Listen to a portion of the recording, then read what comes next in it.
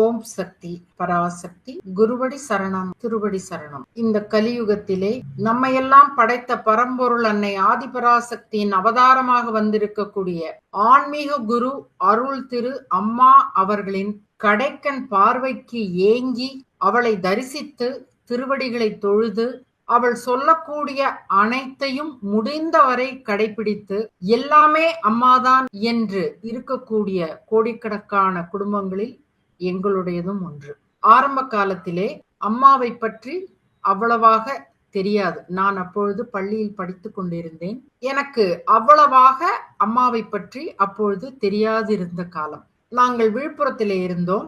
என்னுடைய தந்தையார் பொதுப்பணித்துறையில் வேலை பார்த்து கொண்டிருந்தார். அவருடைய அலுவலகத்திலே வேலை பார்த்து கொண்டிருந்த ஒருவர் மிகவும் காலதாமதமாக வந்த பொழுது, என்ன இவ்வளவு நேரம் என்று அவர் கேட்டபொழுது, என்னுடைய தந்தையார் அவரை கேட்டபொழுது, நான் மருவத்தூர் சென்று விட்டு வந்தேன். அங்கே அப்பொழுதெல்லாம் அம்மாவை வாத்தியார் என்று சொல்வார். அனைவருக்கும் பங்காரு அடிகளார் அம்மா என்று தெரியாது. அவர் மேல்மருவத்தூரிலே எல்லோருக்கும் அருள்வாக்கு சொல்கின்றார். அங்கு போய்விட்டு வந்தேன் என்று சொன்ன பொழுது, என்னுடைய தந்தையார் அவரிடம் என்னுடைய மகளையும் அழைத்து செல்ல வேண்டும், எனக்கும் ஒரு நாள் அந்த அருள்வாக்கு கேட்க வேண்டும் என்ற ஆசையாக இருக்கிறது, எங்கள் அனைவரையும் ஒரு நாள் அழைத்து செல்லுங்கள் என்று சொன்னார். அந்த அலுவலகத்திலே வேலை பார்த்தவர், உங்களை நான் அழைத்து செல்கிறேன் என்று கூறி முதன் முறையாக நான், அதாவது 81, 82, 1981, 82 அந்த வருடங்களில் எங்களை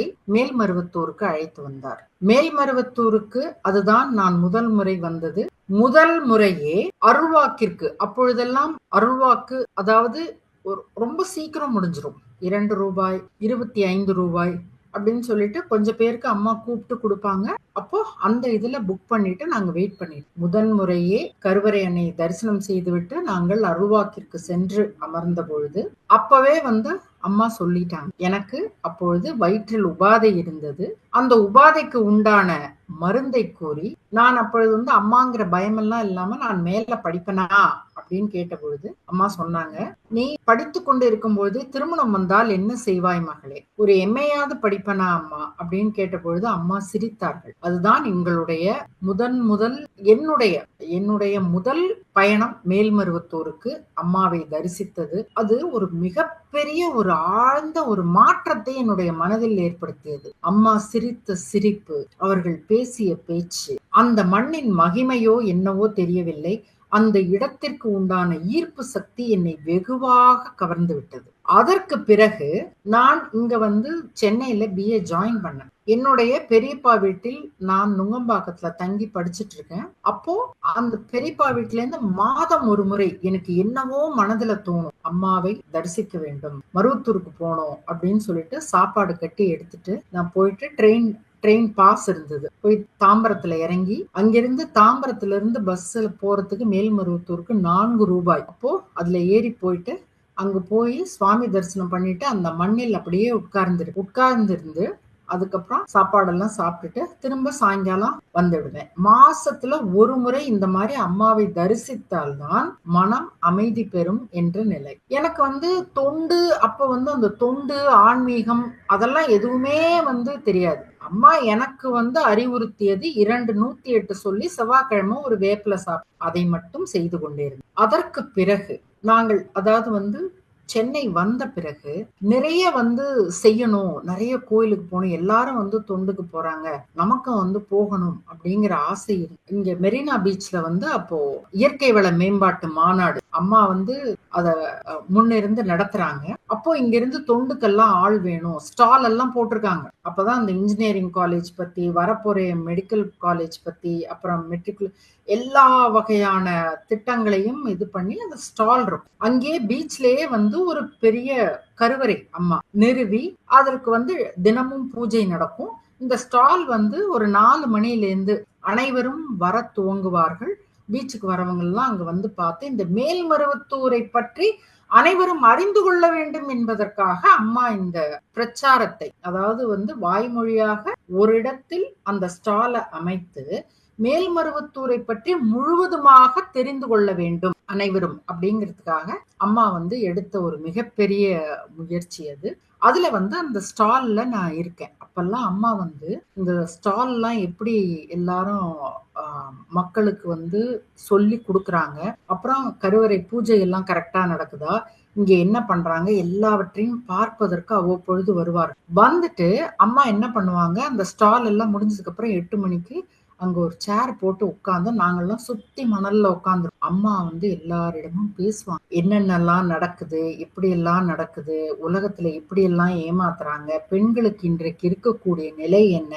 ஆன்மீகத்தில் நாம் இன்னும் எப்படி உயர வேண்டும்? நம்முடைய குறிக்கோள் என்னவாக இருக்க வேண்டும்? மத்தவங்க வந்து நம்மளுடைய இயக்கத்த பத்தியோ, ஆன்மீகத்த பத்தியோ தப்பா பேசினா, அத வந்து எப்படி எதிர்கொள்ள வேண்டும்? அனைத்து விஷயங்களையும் அம்மா சொல்வார்கள். நாங்கெல்லாம் சுத்தி உட்கார்ந்து அப்படியே கேட்டுட்டே இருப்போம். அம்மா சொல்ல சொல்ல, அம்மா பேச பேச, அவ்வளோ பேர் உட்கார்ந்திருக்கும் போதும், ஒவ்வொருவருக்கும் அம்மாவினுடைய அந்த தனிப்பட்ட பார்வை கிடைக்கும். "நீ கூட அன்னைக்கு பண்ணியே, நான் பார்த்தனே" அதெல்லாம் சொல்லுவாங்க. ரொம்ப ஒரு அழகான காலகட்டம். நம்மளுடைய நினைவுகள், அதாவது வந்து "those memories should be cherished for ever" அப்படின்னு சொல்லுவாங்க. அது மாரி காலத்திற்கும் அந்த நினைவுகளை பொக்கிஷமாக பாதுகாக்கப்பட வேண்டிய ஒன்று என்று கூட நம்ம சொல்லலாம். அப்பேற்பட்ட அந்த காலகட்டத்துல அம்மா பேசுறத கேட்கக்கூடிய, அம்மா சேர்ல உட்கார்ந்துருக்காங்க, சுத்தி உட்கார்ந்து எல்லாரும் நாங்கெல்லாம் கேட்டோம் அப்படின்னு அத நினைக்கும் பொழுதே மகிழ்ச்சியாகவும், பெருமையாகவும் இருக்கு. அம்மா வாழ்ந்த அந்த காலத்துல, பேசின அந்த காலத்துல,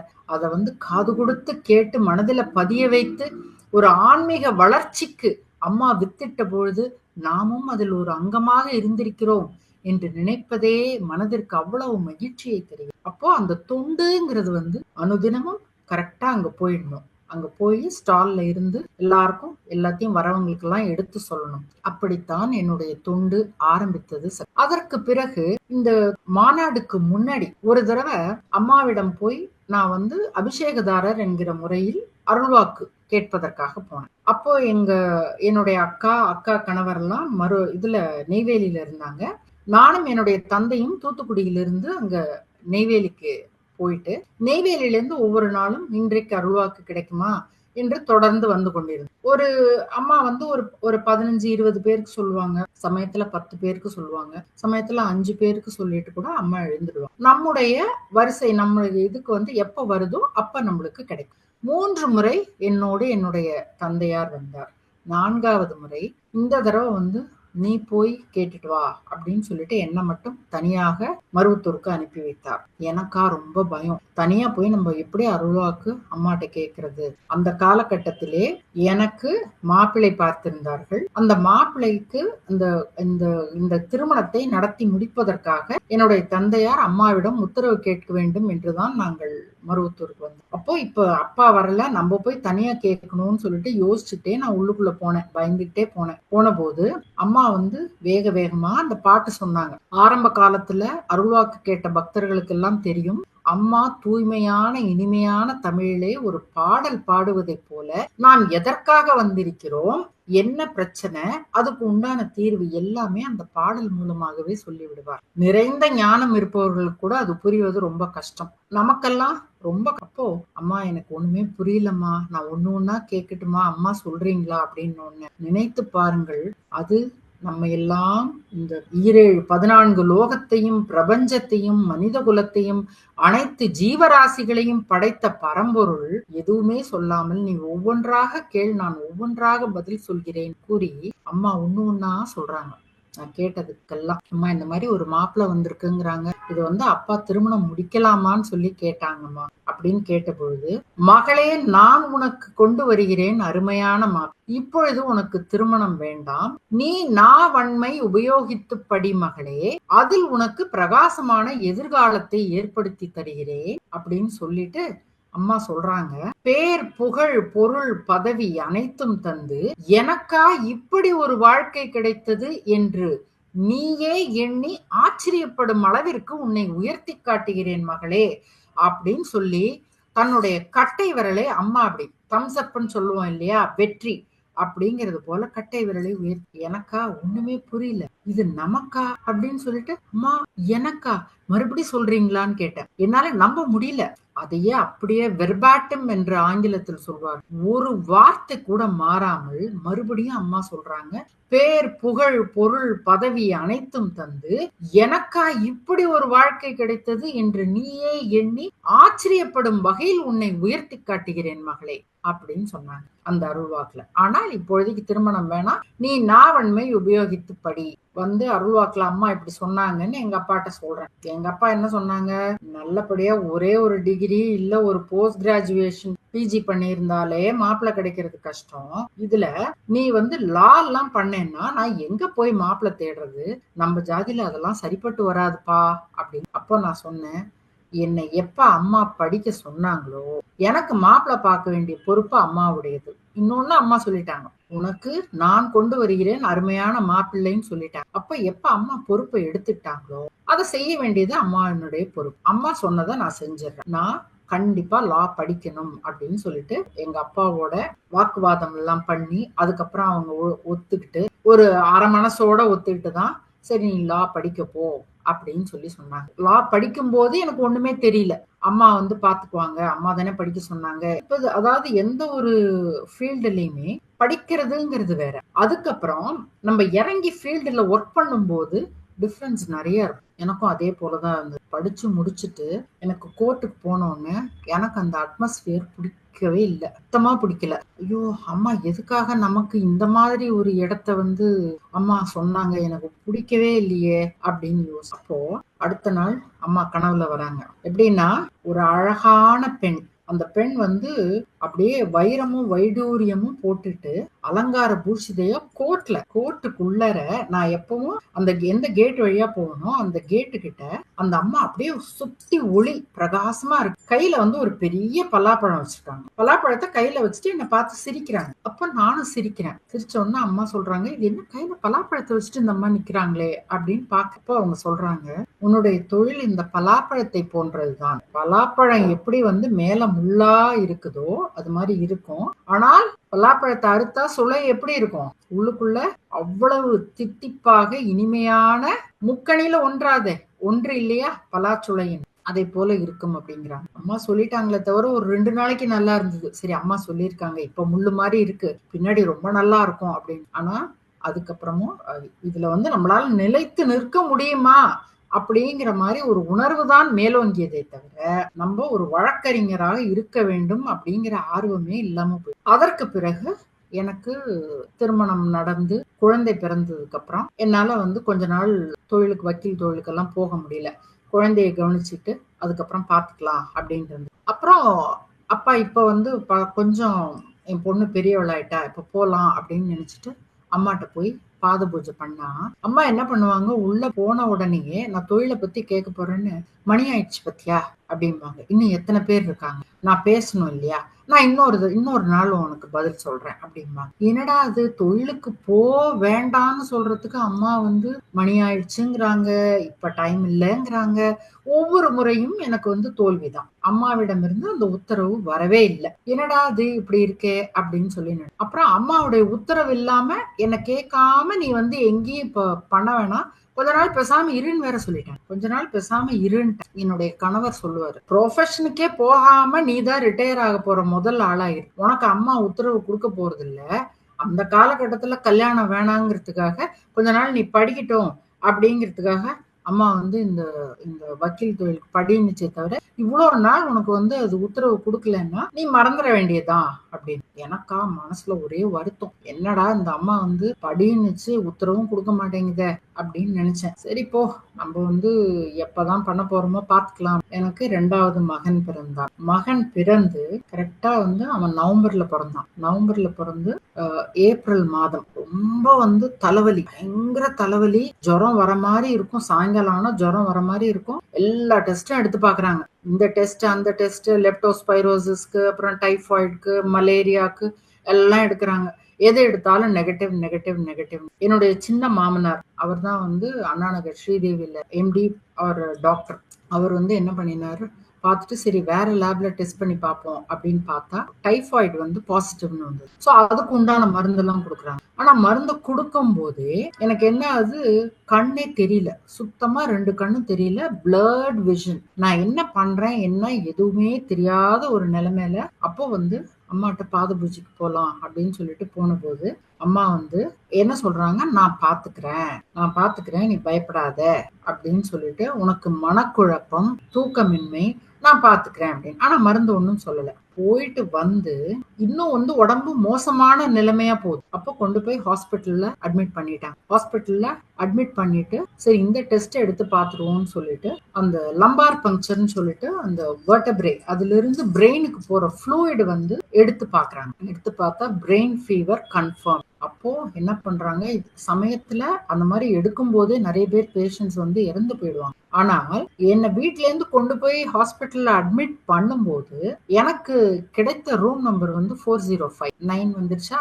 அந்த இடத்துல எங்க அம்மா வந்து கை குழந்தை என் பையனை வச்சுட்டு நீங்க பாரதிய வந்து ஹாஸ்பிட்டல்ல ரூம்ல கொண்டு போய் விடும்போது இந்த நம்ம குரு அம்மா படம் கருவறை அம்மா படம் இருக்கும் இல்லையா, மூலமந்திரம், இதை வந்து அந்த டேபிள்ல வச்சிருங்க, அவ தலகாணிக்கு அடியில ஒண்ணு வச்சிருங்கன்னு சொல்லி கொடுத்து விடுறாங்க. உள்ள நுழைஞ்சா அந்த டேபிள்ல ஏற்கனவே அந்த படம். இப்ப எல்லாரும் வெளியில இருக்கிறவங்க சொல்லுவாங்க இது என்ன பெரிய இது, யாராவது ஒருத்தர் அங்க வச்சுட்டு போயிருக்கலாம் அப்படின்னு சொல்லி. ஆனால் அம்மா பக்தர்களுக்குத்தான் தெரியும் அது எவ்வளவு பெரிய தைரியத்தையும் சக்தியையும் கொடுக்கும் என்று. நாம ஒண்ணு நினைச்சு போறோம், ஒரு பிரச்சனையில சோதனை காலத்துல நாம ஒரு துன்பமான காலகட்டத்துல ஒரு இடத்துக்கு போகும்போது அந்த இடத்தில் அம்மாவுடைய திருவுருவப்படம், அருள் திரு அம்மா அவர்களுடைய திருவுருவப்படம் இருக்குன்னா நிச்சயமா நம்மை எப்படியும் காப்பாற்றி விடுவார்கள். அந்த நம்பிக்கை என்னுடைய கணவர். அதே மாதிரி அதுக்கு உண்டான ட்ரீட்மெண்ட் எல்லாம் கொடுத்து நிறைய மெமரி லேப்ஸ் ஏகப்பட்ட பிரச்சனைகளோட அதுக்கப்புறம் வெளியில வந்தேன். ஒரு மாசம் ஹாஸ்பிட்டல்ல இருந்துட்டு வெளியில வந்து யாரையும் சரியா அடையாளம் தெரியல. என்னுடைய கணவரையே முதல்ல எனக்கு வந்து அடையாளம் தெரியல, குழந்தைகளை அடையாளம் தெரியல, என்னுடைய அம்மாவையும் அக்காவையும் மட்டும்தான் என்னால அடையாளம் காண முடிந்தது. அப்புறம் கொஞ்சம் கொஞ்சமா எனக்கு வந்து ஓரளவுக்கு புரிந்து வந்தது. ஆனா சாப்பிடலாம் முடியல, ரொம்ப கஷ்டப்பட்டேன். அப்போ நவராத்திரிக்கு அப்புறம் நவராத்திரியில போய் முக்கூட்டு எண்ணெய் விட்டு அகண்ட தீபம் தரிசனம் பண்ணதுக்கு அப்புறமா அருள்வாக்கு கிடைக்குது. உள்ள போய் உட்கார். அப்போ வந்து அம்மா சொல்றாங்க, இப்பொழுது நான் என்ன சொன்னாலும் உன்னுடைய மனதில் பதியாது அப்படின்னு சொல்லிட்டு கடன்னு மருந்து சொல்றான். மருந்து சொல்லிட்டு நீ வந்து மத்ததுக்கு நாளைக்கு பாலகனை கேட்டுக்கோ அப்படின்னு சொல்ற. அடுத்த நாள் பாத பூஜைக்கு போன உடனே அம்மா நேத்து நீங்க அருள்வாக்குல மருந்து சொன்னீங்கம்மா எனக்கு, ஆனால் எனக்கு எதுவுமே ஞாபகத்துல வரல அப்படின்னு சொன்ன உடனே அம்மா, நம்முடைய ஆன்மீக குரு அருள் திரு அம்மா அவர்கள் என்னுடைய கண்ணையே உத்து பாக்குறாங்க. உத்து பார்த்து மருந்து சொன்னா எங்க சொல்லு, அந்த மருந்து சொல்லு அப்படிங்கிறாங்க. எனக்கு தான் எதுவுமே மனசுலயே பதியல. சொல்லு என்ன சொன்ன சொல்லு, என்ன சொன்ன சொல்லுன்னு சொன்ன உடனே சொல்வது பரம்பொருள், அதற்கு உண்டான சக்தியை கொடுப்பதும் பரம்பொருள், உனக்கு நினைவு கொடுப்பதும் நான் தான், அந்த நினைவாக இருப்பதும் நான் தான் தான் அம்மா சொல்லுவாங்க. அப்போ அந்த ஒரு க்ஷணத்துல அப்படியே எனக்கு அம்மா நீங்க சுக்குன்னு சொன்னீங்கம்மா, எதுவுமே மனசுல ஞாபகம் இல்ல. ஆனா அருள்வாக்குக்கு போய் உட்கார்ந்த பொழுது அம்மா சுக்குன்னு சொன்ன அந்த ஒரு வார்த்தை எனக்கு நினைவுக்கு வந்தது சார். அம்மா நீங்க சுக்குன்னு சொன்னீங்கம்மா, அதுக்கப்புறம் எனக்கு ஞாபகம் இல்லை. உடனே நம்முடைய குருபிரானவர்கள் அருள்வாக்குல எப்படி சொல்றாங்களோ அதே மாதிரி இப்படி கைய வச்சுட்டு கண்கள் அப்படியே பாதி மூடிய நிலையில் அப்படியே ஒரு பெண் வந்து எப்படி பேசுவாங்களோ அது மாதிரி அந்த அந்த நளினத்தோடு அந்த குரலே மாறி இருக்கு. பாத பூஜையிலே அருட்கூடத்திலே அம்மா வந்து அருள்வாக்கு சொல்வது போல அந்த மருந்து அப்படியே ரிப்பீட் பண்றாங்க சக்தி. சுக்கு, மிளகு, திப்பிலி, புதினா, கொத்தமல்லி இதெல்லாம் போட்டு ஒரு கஷாயம் பண்ணி சுத்தமான பசும்பால்ல கலந்து குடிக்கணும். ஊற வச்ச கோதுமை, பொட்டுக்கடலை, அவல் இதெல்லாம் வந்து பசும்பால்ல கலந்து சாப்பிடணும். அத்திப்பழம், விளாம்பழம், பேரிக்காய், நெல்லிக்காய், வெள்ளரிக்காய், நாட்டு சர்க்கரை, கருந்துளசி, கருவேப்பிலை இதெல்லாம் சாப்பிடணும். அம்மா வரிசையா சொல்றாங்க. அம்மா சொல்ல சொல்ல சொல்ல எனக்கு இவ்வளவு நாள் மறந்து போயிருந்த விஷயங்கள், ஒரு மெமரி லேப்ஸ் என்று சொன்னேன் இல்லையா, நான் 2 வயதாக இருக்கும் பொழுது எனக்கு என்ன நினைவு அதை முதற்கொண்டு எனக்கு அம்மா நினைவிலே கொண்டு வந்தாங்க. இது வந்து ஒரு மிகப்பெரிய ஆச்சரியம் என்று நான் சொல்வேன். அது வரைக்கும் யாராவது வராங்கன்னாலே எனக்கு பயமா இருக்கும். வீட்டுக்கு என்ன பார்க்க வராங்கன்னா, அவங்க யார் வராங்க? அவங்கள நான் எங்க பார்த்துருக்கேன்னு கேட்பேன். இப்படி ஏன்னா ஒரு முன்பின் தெரியாத ஒருவராகத்தான் அவர் எனக்கு இருப்பார். எனக்கு தெரியாது. என் கணவர் சொல்லுவார். என்னோட ஃப்ரெண்ட் இருந்தார் தெரியுமா?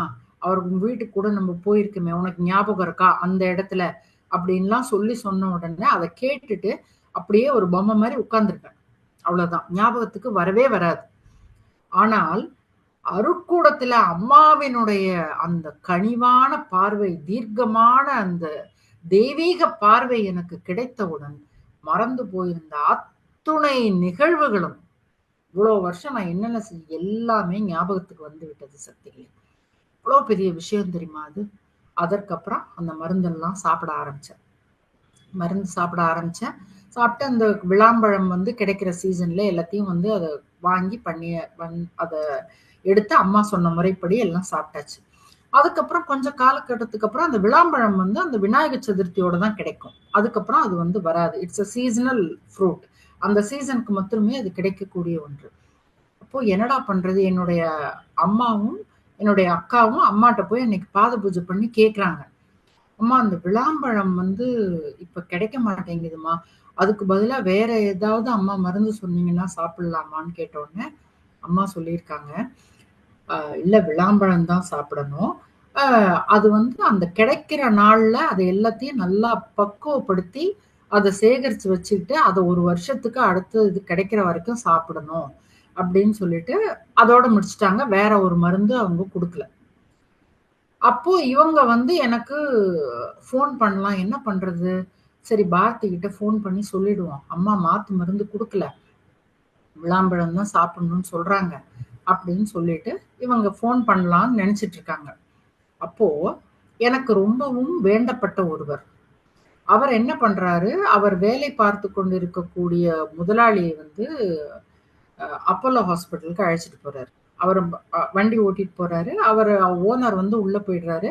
இவர் வண்டிய நிறுத்திட்டு அப்படியே நம்ம இந்த பக்கம் அப்படியே நடந்து போய் பார்த்துட்டு வருவோம் அப்படிங்கும்போது, கிரீன்ஸ் ரோட் அப்போலோ. அந்த இடத்துல ஒரு பெரிய வீடு.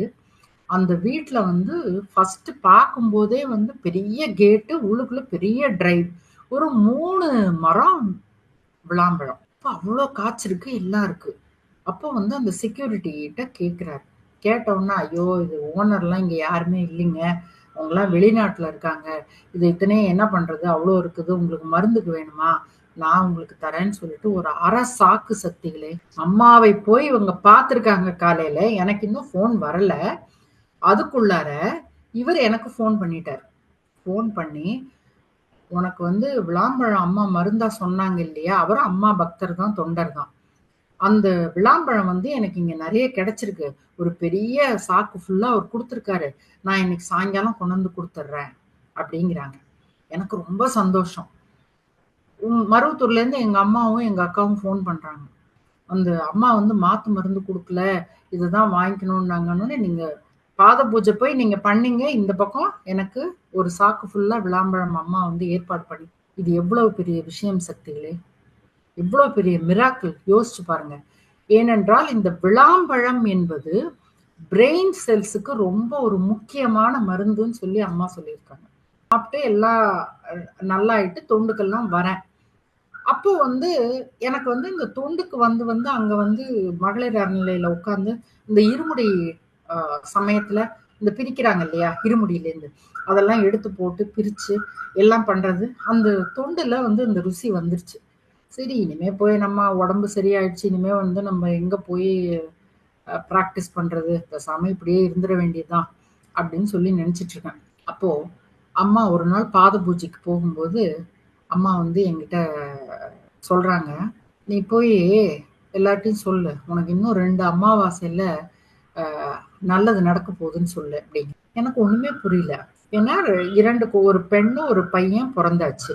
நான் பாட்டுக்கு இருக்கேன். உனக்கு நல்லது நடக்க போகுதுங்கிறாங்களே, என்ன நல்லது நடக்க போகுது? யார்கிட்ட போய் சொல்லணும்? எனக்கு ஒண்ணுமே புரியல. 2 அமாவாசை அப்படின்னு சொன்னாங்க. 2 அமாவாசை முடிந்து நான் அம்மாவுக்கு போய் நான் பாத பூஜை பண்றேன்.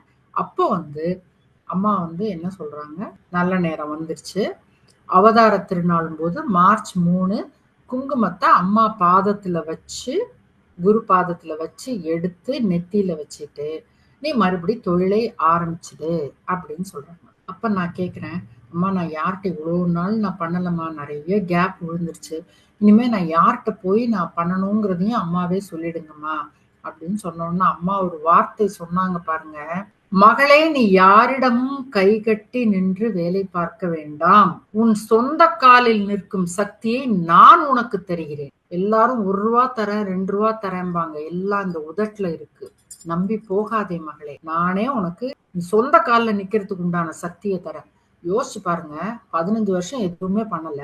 வீட்டுல உட்காந்து கரண்டி பிடி உத்தியோகம் பார்த்துட்டு திடீர்னு வந்து கோர்ட்ல போய் நிக்கணும், எல்லாம் பண்ணணும்னா அந்த பிராக்டிஸ் இல்லாம எப்படி பண்ண முடியும் என்று நான் யோசித்தேன். சரி அம்மா சொல்லியிருக்காங்க, அதே மாதிரி செய்து விடுவோம். அம்மாவினுடைய அவதார திருநாள் அன்று அம்மாவினுடைய திருவடிகளில் வைத்த குங்குமத்தை நெற்றியில இட்டுக்கொண்டு என்னுடைய வக்கீல் தொழிலை நான் ஆரம்பித்தேன். யார்கிட்டையும் போய் சேரல. முதல்ல கல்யாணம் ஆன புதுசுல ஒரு 2 வருடங்கள் வேலை பார்த்ததோட அந்த ஒரு அனுபவத்தோட சரி. அதற்கப்புறம் வந்து நானே பண்ணேன்னு சொல்ல மாட்டேன். அம்மா வந்து ஒவ்வொரு காலகட்டத்திலையும் ஒவ்வொரு நொடியிலும் என்னோட இருந்து எனக்கு அம்மா சொல்லி கொடுத்தாங்கன்னு சொல்லுவேன். இதற்கு என்ன ப்ரொவிஷன் நம்ம பார்க்கணுமேன்னு சொல்லி நான் எடுத்தேன்னா, அம்மா மூல மந்திரம் சொல்லிட்டு குருவடி சரணம் திருவடி சரணம் சொல்லிட்டு அந்த புக்கை எடுத்தேன்னா நான் என்ன பண்ணணுங்கிறது அதுல கிளீனா இருக்கும். அந்த ப்ரொவிஷன் நான் எதை தேடுறனோ அதை அம்மா வந்து அடுத்த செகண்ட் எனக்கு வந்து எடுத்து கொடுப்பாங்க. கோர்ட் ஒர்க்கு, ஆர்பிட்ரேஷன் எல்லாம் செய்து அப்போ ஒரு தடவை நான் வந்து அம்மாட்ட போறேன். வக்கீல் தொழில் ஆரம்பித்ததுக்கு அப்புறம் அம்மாட்ட போன போது அம்மா சொல்றாங்க, இந்த மண்ணை மிதிச்சுட்ட அம்மா உனக்கு சக்தியை கொடுத்துட்டா, இல்லைன்னா ரூட்டே கட் ஆயிருக்கும் மகளே. பிரெயின் ஃபீவர் அட்டாக் வந்தா என்ன ஆகுங்கிறது எல்லாருக்குமே தெரியும். 99.9% வந்து அது ஃபேட்டல் ஆயிடும். ஸோ அந்த 0.1% வந்து நம்ம அதுலேருந்து சர்வைவ் ஆனா கூட ஏதாவது ஒரு டிஃபார்மிட்டியோட ஐதர் கண்ணு தெரியாம போகலாம், இல்ல அந்த அந்த மூளை குழம்பி போயிடும், இல்ல ஃபேஷியல் பெராலிசிஸ் என்று சொல்லக்கூடிய முகவாதம் வரலாம், பேச்சு வராது, இல்ல கால் கை இழுக்கலாம், எதுவாக வேணாலும் இருக்கலாம். ஏதோ ஒரு டிஃபார்மிட்டி கம்ப்ளீட்டா எல்லா விஷயங்களையும் மறந்து போகக்கூடிய ஒரு நிகழ்வு. இப்படி நிறைய ஏதோ ஒரு டிஃபார்மிட்டியோட தான் அவங்க காலத்துக்கும் இருக்கக்கூடியது. ஆனால் அது எதுவுமே இல்லாமல் என்னை பிரச்சார பணியிலும் அம்மா ஈடுபடுத்தி வக்கீல் தொழிலையும் செய்ய வைக்கும். ஆனா இத்தனை வருஷம் கழிச்சு நான் வக்கீல் தொழிலுக்கு எப்படிமா போறேன் அப்படின்னு நான் கேட்பேங்கிறது பரம்பொருளுக்கு தெரியும் இல்லையா. இதுக்கு எல்லாம் முன்னாடி அம்மா என்ன பண்ணிட்டாங்க, 2007லயே எனக்கு அதாவது வந்து 2009ல தான் நான் மறுபடியும் ஆரம்பிச்சேன்.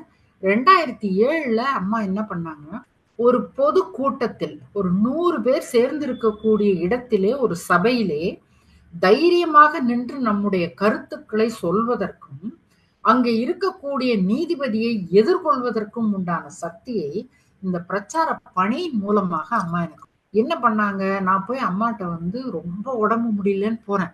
எனக்கு முடியலம்மா, இந்த கை வந்து ஒரு மாதிரி கஷ்டமா இருக்கு, இழுக்கிற மாதிரி இருக்குமா அப்படின்னு சொல்லி போனப்போ டாக்டர்கிட்ட போல.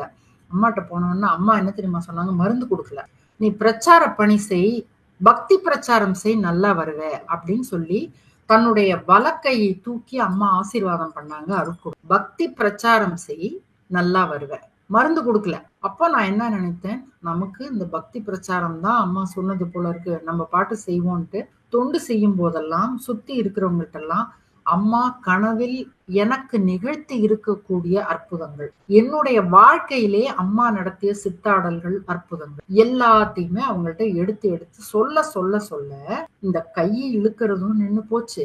எனக்கு ஒரு தெம்பு, தைரியம், நம்மால் சாதிக்க முடியும் என்ற தன்னம்பிக்கையை அம்மா ஊட்டி. அப்போ நல்லா அந்த பிரச்சாரம் பண்ணு அப்படிங்கும்போது சரி அம்மாதான் நம்மளுக்கு துணை. என்ன தெரியும் நம்மளுக்கு பக்தியை பத்தி என்ன தெரியும் சொல்றதுக்கெல்லாம். நம்முடைய ஆலய புலவர்கள்லாம் சுந்தரேசன் ஐயா, பெரியாண்டவன் ஐயா எல்லாம் இப்படி, மீனாகுமாரி அம்மா எல்லாம் எப்படி பேசுவாங்க. நமக்கு அதுல வந்து ஒரு 10% கூட தெரியாது. நம்ம என்ன பண்ண முடியும் அப்படின்னும் போது அம்மா வந்து சக்தி ஒளி புக் எடுத்து இதெல்லாம் படி.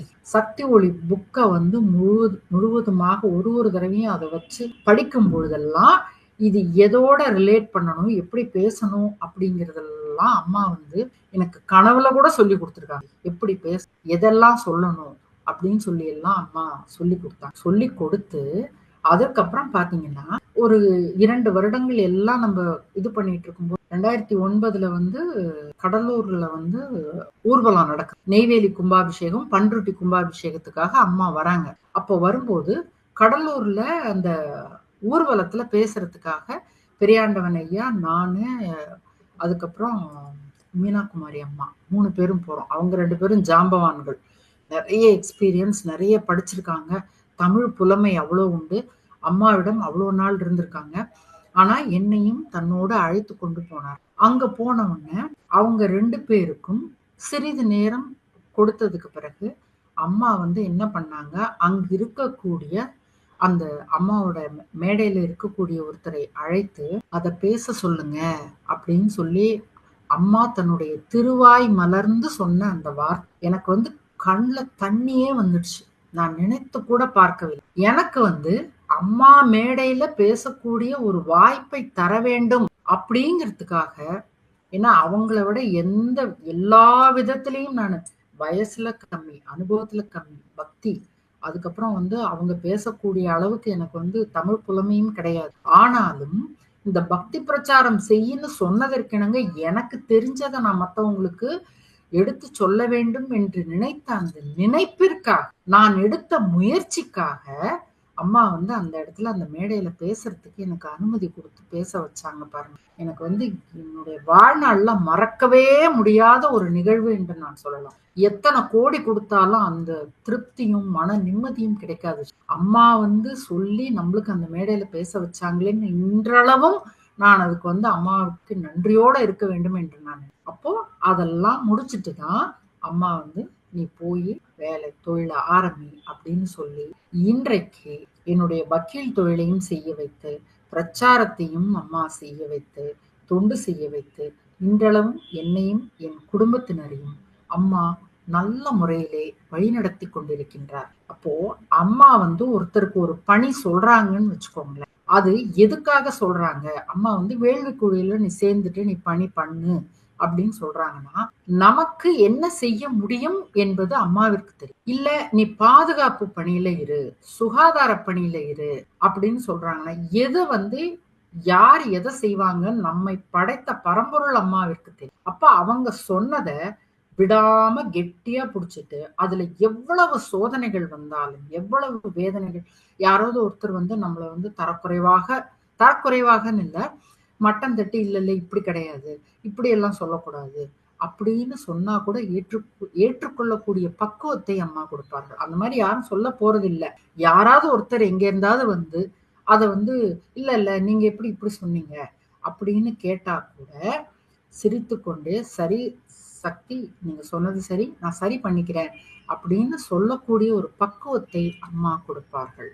ஒரு சிறு குழந்தையாக இருந்தாலும் அது சொல்லக்கூடியது சரியாக இருக்கும் பட்சத்தில் அதனை ஏற்று நடந்து கொள்ள வேண்டும் என்றுதான் அம்மா எதிர்பார்ப்பார். சாதாரணமாக அம்மாவை பற்றி தெரியாமல் பக்திங்கிறது ரொம்ப பெருசா இல்லாமல் இல்ல, ஒண்ணுமே தெரியாம நான் இருந்தேன். ஆரம்ப காலகட்டத்துல ஜெகன் ஒருத்தர் அப்ப வந்து வேள்விக்குள்ள இருந்தார். அப்போ மன்றத்துல போய் அவர் வந்து தீபாராதனை காமிக்கணும்னு சொல்லிட்டு சின்மத்துறை வை அப்படின்னு நான் நினைச்சேன், மணி மாதிரி அது ஏதோ ஒண்ணு போல இருக்கு, அதை எடுத்து வைக்கணும்னு, அது எங்க இருக்கு சக்தி அப்படின்னு. சின்மத்துறை தெரியாம நீ எல்லாம் எதுக்குமா வந்தேன்னு திட்டினேன். எனக்கு நிஜமாவே அப்ப புரியல. அதுக்கப்புறம் தான் இந்த சின்மத்திரை என்பது என்ன, எதற்காக நாம் சின்மத்திரையை வைக்க வேண்டும், இந்த சின்மத்திரையின் தாத்பரியம் என்ன, அதெல்லாம் அதுக்கப்புறம் படிச்சு தெரிஞ்சுக்கிட்டு 4 பேருக்கு சொல்லக்கூடிய அளவிற்கு அம்மா என்னை உயர்த்தினார். ஞான சூன்யமா இருந்த ஆள அம்மா வந்து தன்னுடைய தெய்வீக காட்சி மூலம் கனவுல வந்து எனக்கு வந்து திருவாய் மலர்ந்தருளி சில விஷயங்களை கூறி,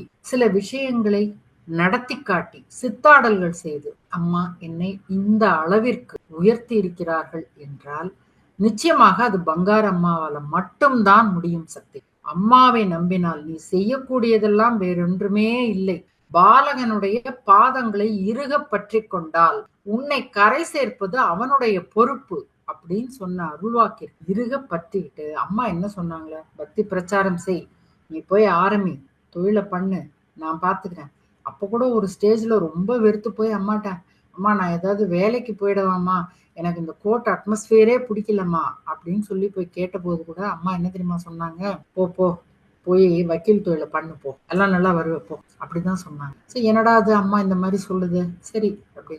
அதற்கு பிறகு கொஞ்சம் கொஞ்சமாக அதில் ஒரு ஈடுபாடு, இந்த தொழிலிலும் நம்மால் நிலைத்து நிற்க முடியும் என்ற அந்த தன்னம்பிக்கையை அம்மா எனக்கு ஊட்டினார். இன்றைக்கு நான் இருக்கக்கூடிய இந்த நிலைமைக்கு இப்படி என்னை உயர்த்தியதற்கு முழுக்க முழுக்க பங்காரு அம்மாதான் காரணம் என்று சொல்வதில் எனக்கு எந்தவித ஐயமும் இல்லை. நிச்சயமாக அம்மாதான் என்னை உயர்த்தி இருக்கிறார். இன்றைக்கு பாரதி பிஏபிஎல் வழக்கறிஞர் என்று நான் இந்த ஒரு நிலைத்து நிற்கக்கூடிய ஒரு பெயரை பெற்றிருக்கிறேன் என்றால், பிரச்சாரமாகட்டும், என்னுடைய வக்கீல் தொழிலாகட்டும், அம்மா உயர்த்தி இருக்கிறார்கள். பேர், புகழ், பொருள், பதவி எல்லாம் தந்து எனக்கா இப்படி ஒரு வாழ்க்கை கிடைத்தது, இன்று நீயே எண்ணி ஆச்சரியப்படும் அளவிற்கு உன்னை உயர்த்தி காட்டுகிறேன் மகளே என்று அம்மா சொன்னதை செய்து காட்டியிருக்கிறார். ஆதலால் சொன்னதை செய்வதுதான் அம்மா.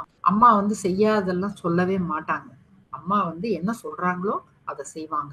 அம்மா மீது நம்பிக்கை வைத்து அம்மா நமக்கு கொடுத்திருக்கக்கூடிய அத்தனையும் கெட்டியா பிடிச்சுக்கணும். வழிபாடு, மந்திரங்கள், பக்தி, தொண்டு, தியானம், மௌனம் எல்லாம், கும்பாபிஷேகங்கள் நடக்கிறது, அதுல நம்ம போய் கலந்துக்கணும். அம்மா என்னென்ன சொல்லியிருக்காங்களோ, எங்கெங்க அன்னதானம் நடக்குதோ, எங்க வேள்வி நடக்குதோ, வேள்வி நடக்கிற இடத்துக்கு நம்ம போனோம்னா நவகிரக தோஷமும் போகும் இருக்காங்க. எங்க விழா நடக்கிறது என்று உன் காதில் செய்தி விழுகிறதோ அங்கே உனக்கான பணி காத்திருக்கிறதுன்னு அம்மா சொல்றாங்க. அப்போ யாராவது நம்மளை கூப்பிடணும் நம்ம எதிர்பார்த்துட்டு இருக்க கூடாது. நமக்கான பணி அங்கே இருக்கிறதுன்னு சொல்லிட்டு நம்ம அங்க போயிடணும். இப்படி நாம் இருந்தால் இன்றளவும் இந்த நொடி வரை அம்மா கனவில் குருவாக நான் அம்மாட்ட கேட்டது அது ஒண்ணுதான். அம்மா, நீ ஸ்தூல சரீரத்தை விட்டு சூக்கும சரீரமாக நீ ஆதிபராசக்தியாக நீ ஓங்காரத்தில் ஒடுங்கி விட்டாலும் என்றென்றும் என்னை உயர்த்திய பங்காரு அம்மாவாகத்தான் நீ என்னுடைய கனவிலே பேச வேண்டும், வழிநடத்த வேண்டும். நான் அதுதான்மா கேட்கிறேன் அப்படின்றதுக்கு, அப்படி அந்த என்னுடைய வேண்டுகோளுக்கு இணங்க, தன்னுடைய பக்தியினுடைய வேண்டுகோளுக்கு இணங்க இன்றளவும் அம்மா குருவாக வந்துதான் எனக்கு ஆசி கொடுப்பதோ, கனவில் இதை செய் அதை செய்யாதே என்று சொல்வது இன்றளவும் நடந்து கொண்டிருக்கிறது. சக்திகளே, பங்காரு அம்மாவால் உயர்ந்த அனைவருமே நாம் எப்படி நம்மை அம்மா உயர்த்தினார்கள் என்று மற்றவர்களுக்கு எடுத்து சொல்வதில் கண்டிப்பா யோசிக்கவே கூடாது. இத சொன்னா நாளைக்கு என்ன வரும் யோசிக்கவே யோசிக்காதீங்க. நாம 4 பேருக்கு எடுத்து சொல்லதான் அம்மாவை பற்றி தெரிந்து கொள்வார்கள். உன்னை பற்றி சொல், உலகம் என்னை பற்றி தெரிந்து கொள்ளும்னு அம்மா சொல்லியிருக்காங்க. அப்போ நம்மளை பத்தி நம்ம சொன்னோம்னாலே போதும், அம்மாவை பற்றி இந்த உலகம் தெரிந்து கொள்ளும். நம்முடைய அனுபவங்கள், இந்த தெய்வீக அனுபவங்கள், சித்தாளர்கள் நம்முடைய வாழ்க்கையில அம்மா நடத்தி இருக்கிறார்கள் இல்லையா, அதை 4 பேருக்கு நாம் கண்டிப்பாக எடுத்து சொல்ல வேண்டும். சக்திகளே, எனக்கு அம்மா கொடுத்துருக்கிற அனுபவங்களை சொல்லணும்னா இந்த ஒரு 10 மணி நேரம் தொடர்ந்து சொன்னா கூட அது முடியாது. அவ்வளவு அனுபவங்கள் கொடுத்திருக்கிறார்கள். ஆனால் இந்த ஒரு குறிப்பிட்ட இதை அம்மா என்னை வாழ்க்கையில உயர்த்திய இந்த அனுபவத்தை மட்டும் உங்களோடு பகிர்ந்து கொண்டேன்.